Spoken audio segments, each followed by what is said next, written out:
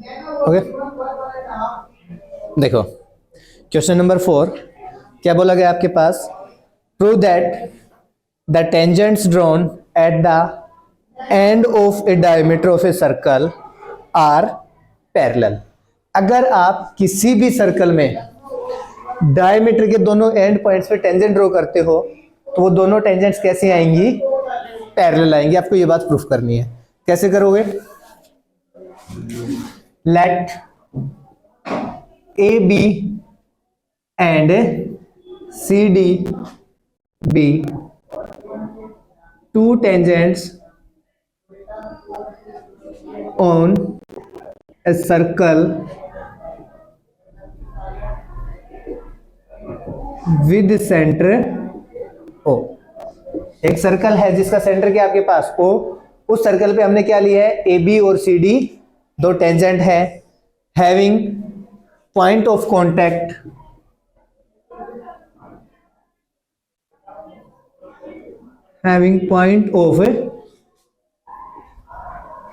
contacts P and Q respectively. P और Q क्या होते हैं आपके पास है, पॉइंट ऑफ कांटेक्ट है यहाँ पे, ठीक है। टू प्रूव में क्या है आपके पास, ए बी पैरेलल टू, आपको क्या प्रूफ करना है, जो ए बी टेंजेंट है वो पैरेलल रहेगी किसके, सी डी टेंजेंट के।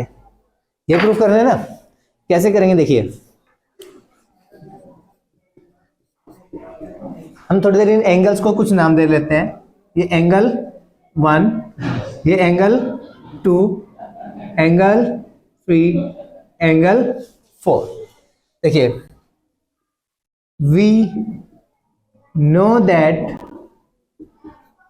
Radius is perpendicular to tangent at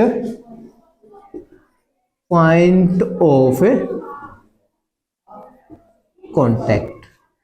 Therefore, angle 1 is equals to angle 2, which is equals to 90 degree.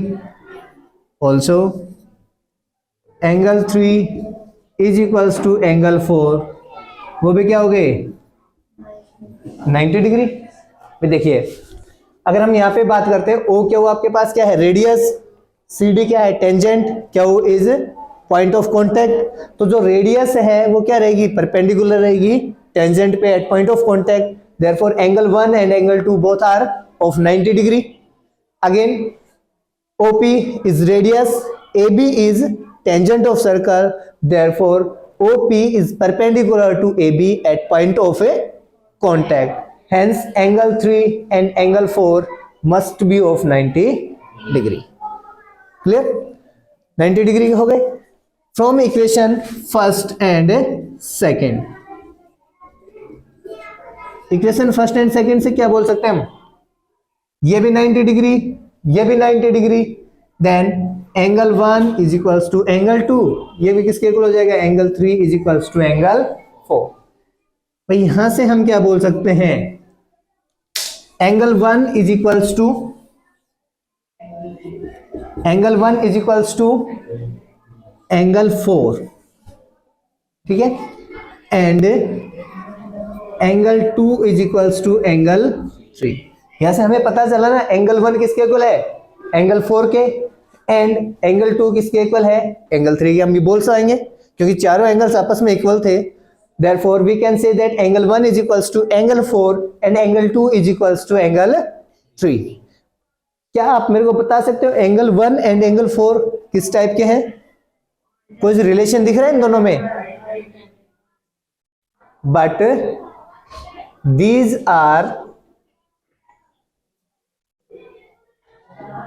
alternate interior angles.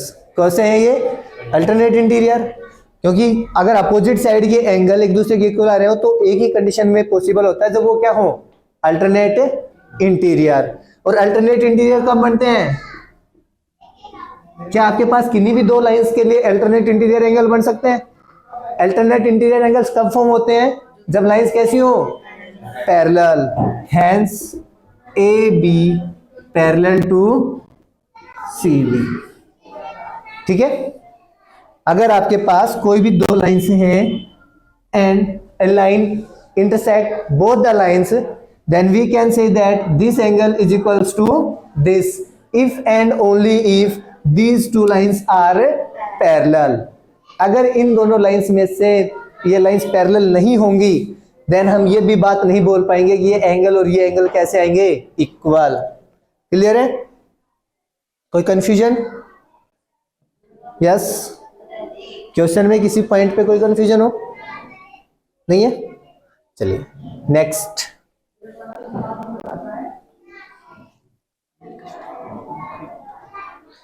Question number 5, ये बोल रहा है prove that the perpendicular at point of contact. Point of contact पे जो perpendicular draw करोगे ना आप, to tangent of a circle passes through the centre. अगर आपने किसी सर्कल में टेंजेंट के पॉइंट ऑफ कॉन्टैक्ट पे क्या किया, परपेंडिकुलर ड्रॉ किया, तो वो कहां से पास करेगा, सेंटर से पास करेगा। आपको ये प्रूफ करना है। हम इसको इरेज कर देते हैं।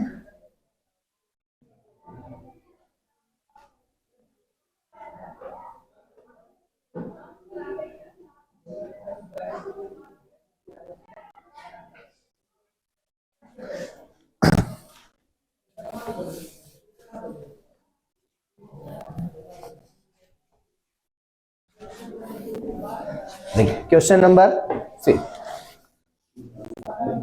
हमने मान लिया let A B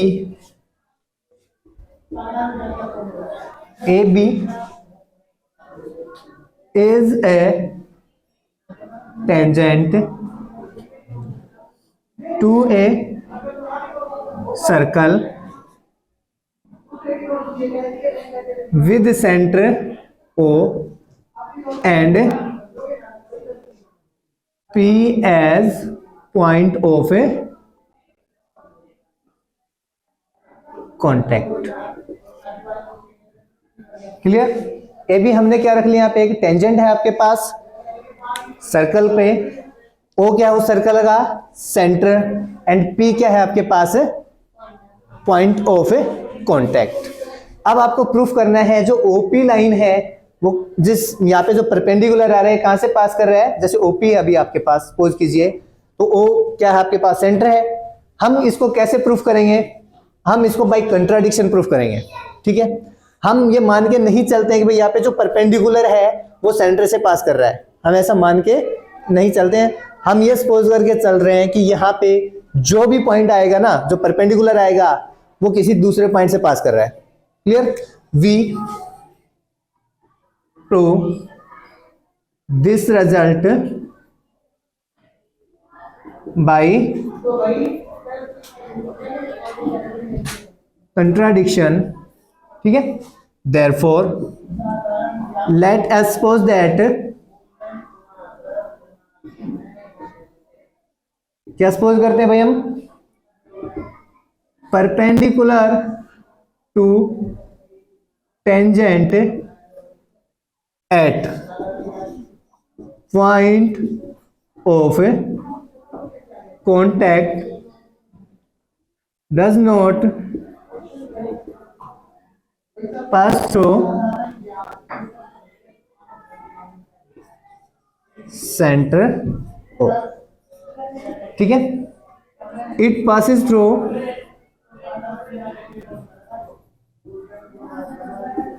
some another point। क्या नाम दे उस पॉइंट को, क्या हुआ बोल देते हैं। ठीक है, ये किसी भी दूसरे पॉइंट से पास कर रहा है, जो परपेंडिकुलर है वो आपके पास क्या हुआ है, ये पॉइंट है क्या हुआ। ठीक है, अगर भाई आपने बोला जो परपेंडिकुलर है वो कहां से पास करता है, क्यू पॉइंट से, इट मींस जो क्यू पी बी, अगर हम इस एंगल की बात करेंगे एंगल कितना आएगा, therefore angle Q P B which is equals to 90 degree. Clear? क्योंकि आपने अभी बोला ना परपेंडिकुलर टेंजेंट पे पॉइंट ऑफ कांटेक्ट पे है वो ओ से तो पास नहीं करता, बट कहां से पास करता है? क्यू से। मींस क्यू पी क्या हो गया आपके पास? एक परपेंडिकुलर हो गया टेंजेंट पे। क्यू पी क्या पे? Perpendicular at A B. Therefore Q P भी जो एंगल है वो कितना होगा? 90 degree. But we know that, हमें क्या पता है? रेडियस इज, पता है ना, radius is perpendicular to tangent. कहां पे? At point of contact.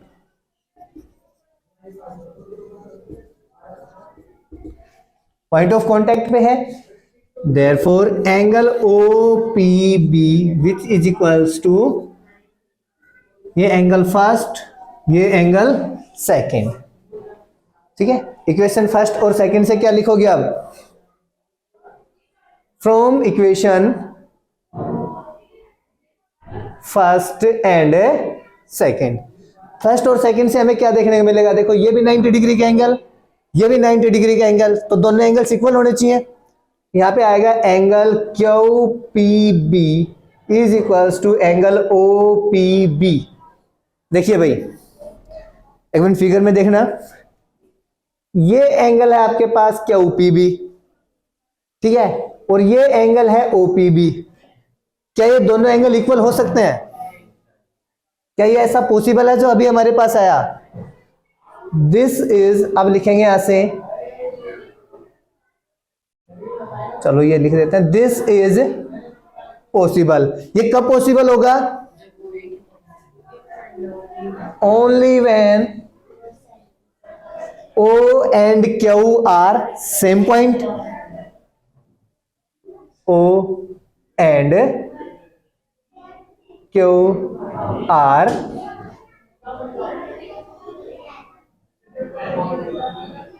same points.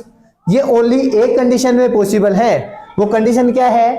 O और Q क्या होने चाहिए आपके पास? सेम पॉइंट होने चाहिए, है ना। अगर सेम पॉइंट नहीं है तो ये बात पॉसिबल ही नहीं है। Therefore,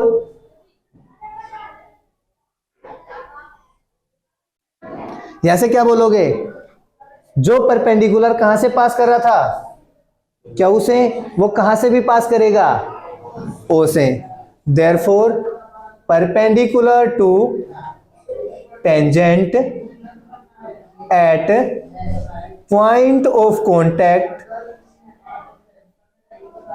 पासिस थ्रू, कहां से पास करेगा?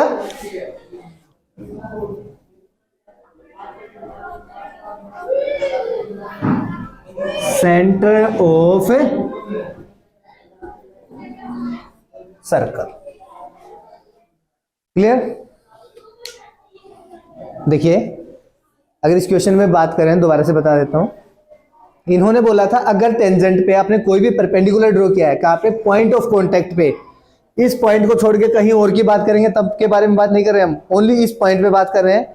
अगर आपने वो परपेंडिकुलर ड्रॉ किया है तो सेंटर से पास करेगा। आपको ये बात प्रूफ करनी थी।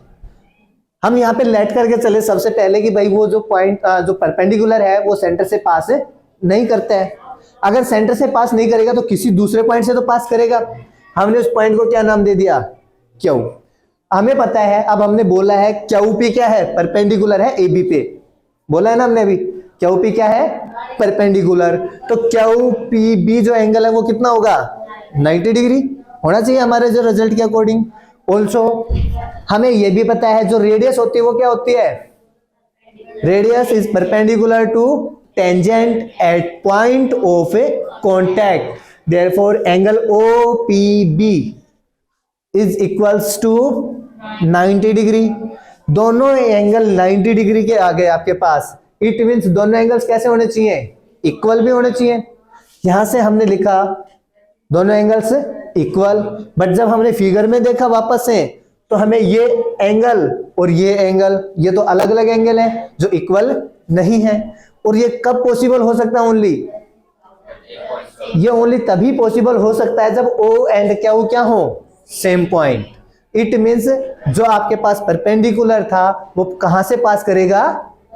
सेंटर से पास करेगा। क्लियर? कोई डाउट? सर ये ऐसे नहीं हो सकता कि हमने जब पहले बोल दिया कि जो पॉइंट ऑफ कांटेक्ट पे रेडियस है जो कि परपेंडिकुलर आती है, अब हमें पता है कि रेडियस जो है वो सेंटर सर्कल के सेंटर से डिस्टेंस है किसी पॉइंट का, तो इससे हम नहीं कह सकते कि ये लाइन से पास होती है। सीधा सीधा नहीं बोल सकते भाई, प्रूफ मांगा उन्होंने, प्रूफ नहीं, प्रूफ नहीं, वो रिजल्ट है हमारे पास सीधा। हाँ वो रिजल्ट है कि रेडियस परपेंडिकुलर होते हैं, हमें पता है रेडियस सेंटर से डिस्टेंस होती है। ठीक है, क्लियर। चलिए नेक्स्ट क्वेश्चन।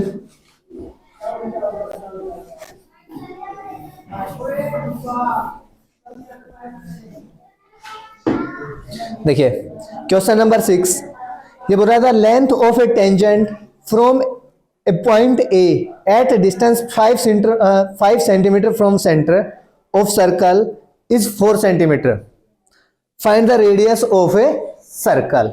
क्या बोलना चाहा इसने, किसी भी सर्कल के लिए सेंटर से कुछ डिस्टेंस पे है पॉइंट ए, ठीक, और सेंटर से इसकी जो डिस्टेंस है वो कितनी है 5 सेंटीमीटर। उसके बाद और टेंजेंट है इस पॉइंट से ए से, जो टेंजेंट ड्रॉ की गई है उसकी लेंथ आपके पास कितनी है, वो है 4 सेंटीमीटर। देन आपको फाइंड क्या करनी है, रेडियस मींस ओ बी, इसकी वैल्यू फाइंड करनी है। Given O A is equals to 5 centimetre, A B is equals to 4 centimetre. ये क्या है आपके पास, टेंजेंट। हाँ हमने कल जो क्वेश्चंस किए थे कुछ इसी टाइप से थे। आपसे फाइंड क्या करना है, ओ बी, इसकी वैल्यू फाइंड करनी है। तो इसकी वैल्यू कैसे फाइंड कर पाएंगे,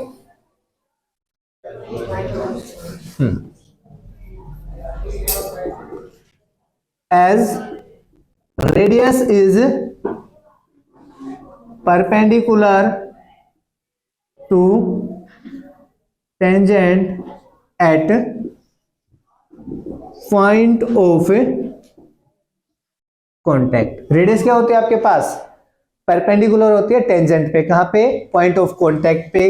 therefore angle A B O is equals to, A B O जो एंगल है वो कितना होगा 90 डिग्री। हेंस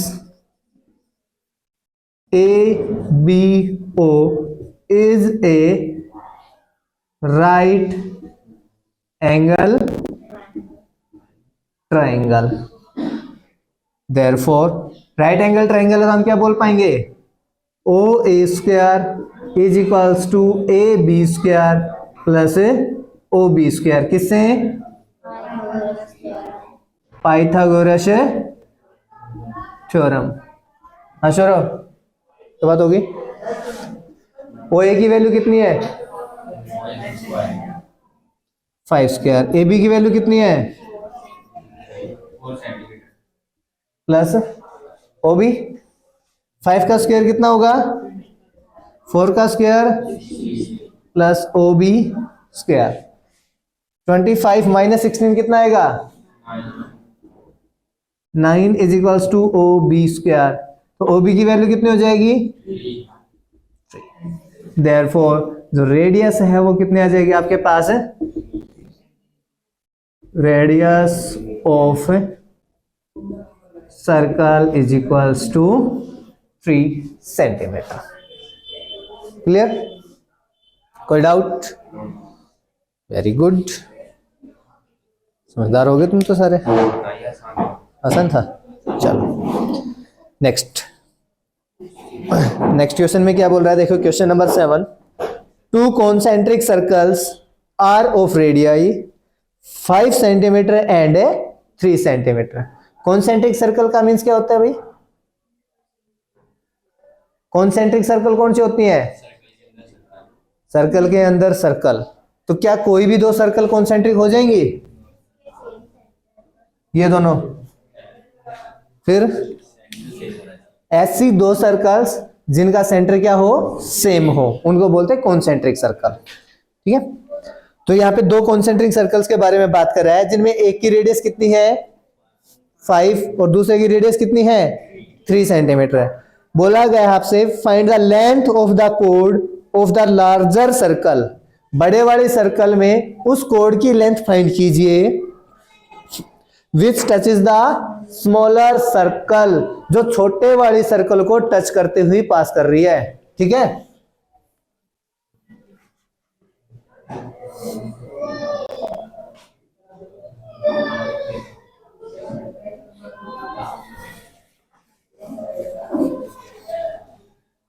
देखिए क्वेश्चन नंबर से हूं,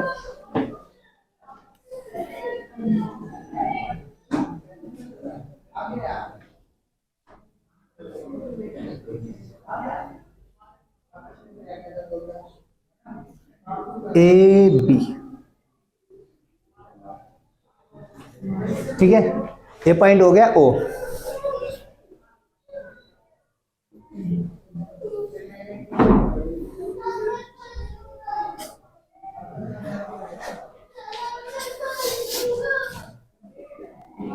Let AB is chord of a larger circle which touches the smaller circle at point P, and O is center of both the circles।